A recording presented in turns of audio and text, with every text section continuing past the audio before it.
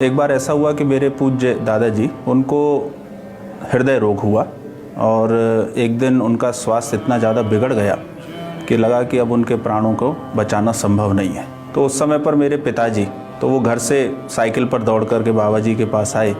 तो पूज्य महाराज श्री वृंदावन आश्रम से निकल करके पैदल ही दौड़ते हुए हमारे घर पहुँचे और हमारे घर में आकर के उन्होंने मेरे दादाजी का हाथ पकड़ करके कहा कि मैं तुम्हें 35 वर्ष की आयु का दान करता हूँ। और आपको जान के आश्चर्य होगा कि डॉक्टर भी वहाँ मौजूद थे जो ये पहले कह चुके थे कि अब शरीर में कुछ भी नहीं है।